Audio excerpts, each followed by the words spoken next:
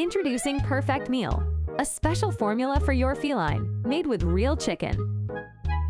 For a complete adult diet for your cat and the real chicken he wants, give him the perfect meal. It's the real deal. Hi, this is Natalie from Murph Studio, and you just heard my voice style. Upbeat and cheerful. I'm a new American voice in the studio.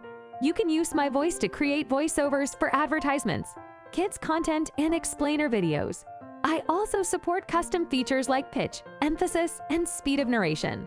If you are looking to add some fun element to your voiceover, give my voice a try. Everything was fine.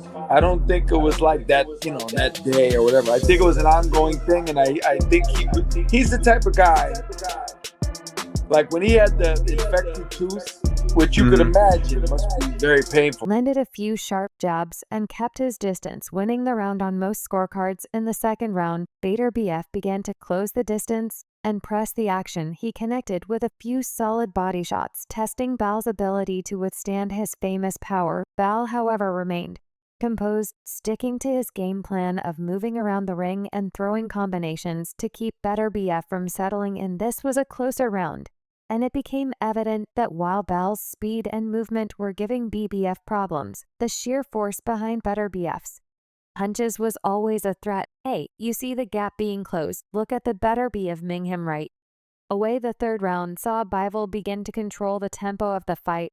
More clearly, his jab was a constant, and he began throwing more complex combinations. Beterbiev's aggression was still present, but Bivol was outboxing him from the outside. The contrast in styles was fascinating. Bal's clean and crisp technical skills versus Beterbiev's relentless pressure fighting approach. Many fans watching thought Bal's cleaner work had him edging ahead. But as always with Beterbiev, one well-timed punch could change everything. But that is if Beterbiev could keep up with Bal's footwork. Very unique style. I would have to give Dmitry Bivol the advantage here a little bit because he has better footwork, Beterbiev kind of like just stalks you down, The fourth round was perhaps the most telling of the fight up to that point.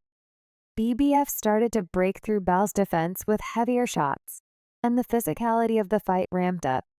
Bibiev's body shots were starting to take their toll as Bal's movement slowed. It was in this round that many analysts began speculating whether Bivol could keep up his pace against Beterbiev's famous pressure. There were whispers of an injury in Beterbiev's camp, but the way he was throwing punches made those rumors seem irrelevant. Right hand to the body again from Beterbiev. By the fifth round, the fight had turned into a battle of tactics, and endurance. Bal continued to stick and move, but Beterbiev was cutting off the ring more effectively, landing punches and bunches when he could close the distance. Although both fighters were having their moments, Bivol's superior boxing IQ allowed him to avoid getting into dangerous exchanges with Bibiev, who seemed to be ramping up his attack. The round was close, and the judges were likely split on how they saw it. TR to set up something, trying to get into range, trying to set up something big left hand. This is where things began to change dramatically. Bivol started to gain a noticeable edge in round 6, landing more jabs and combinations. Bibiev, while still coming forward, didn't seem to have the same explosiveness, whether it was fatigue or the rumored injury coming back to haunt him. Beterbiev looked just a bit slower than in previous rounds. Well, maybe he can be a box. Maybe he's knocking everyone out. You never know. So Bivol took full advantage of this, beginning to dictate the pace. More than ever, his crisp punches were landing cleanly, and Beterbiev's shots became more telegraphed by the end of the round. Bivol had built some momentum, and the tide of the fight was shifting. Then came the seventh round, where the fight reached its dramatic conclusion. Bivol, who had steadily been breaking down Bivie's defenses, saw his opportunity and capitalized in stunning fashion. About halfway through the round, Bivol landed a perfectly timed right hand that caught Beterbiev cleanly on the chin. Bibiev staggered backward, visibly hurt. For the first time in the fight, Bivol didn't hesitate, sensing the end was near. He unleashed a flurry of punches, driving Beterbiev back into the ropes. The final blow was a left hook that dropped Beterbiev to the canvas. The crowd roared as the referee began the count, but it quickly became clear that Beterbiev wasn't getting up. Bivol had knocked out the seemingly indestructible Beterbiev, claiming all 4 major belts in the process, and becoming the undisputed light heavyweight champion of the world. And still, WBC, IBF, WBO, light heavyweight champion of the world, Artur Beterbiev!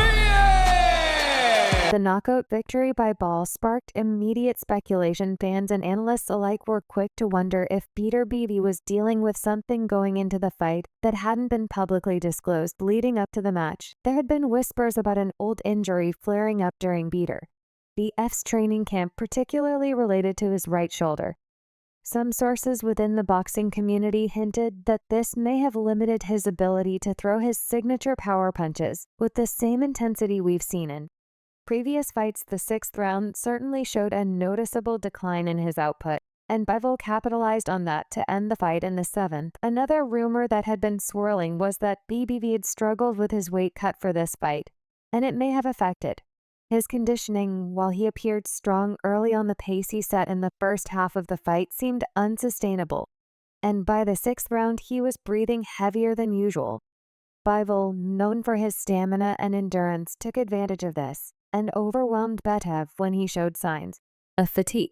He is 39. Next year in January, he'll turn 40. So it hasn't affected him before, but when it comes to like the knees, you have to have leg movement. And then Beterbiev, I think he's a little bit older. I think his body's breaking down a little bit. He works really hard. With his victory, Dmitry Bivol has now achieved what many believed would be an impossible feat, knocking out the undefeated Beterbiev and becoming the undisputed light heavyweight champion.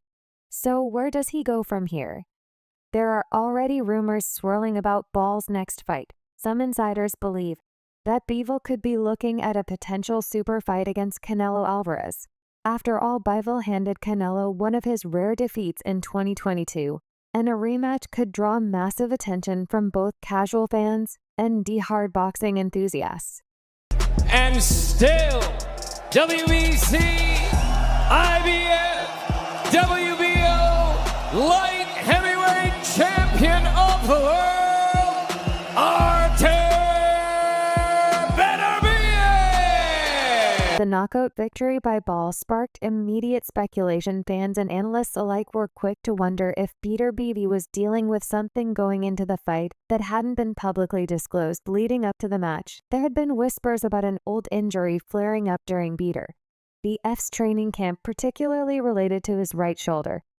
Some sources within the boxing community hinted that this may have limited his ability to throw his signature power punches with the same intensity we've seen in previous fights. The 6th round certainly showed a noticeable decline in his output, and Bivol capitalized on that to end the fight in the 7th. Another rumor that had been swirling was that Beterbiev had struggled with his weight cut for this fight, and it may have affected his conditioning. While he appeared strong early on, the pace he set in the first half of the fight seemed unsustainable, and by the 6th round he was breathing heavier than usual. Bivol, known for his stamina and endurance, took advantage of this and overwhelmed Beterbiev when he showed signs of fatigue.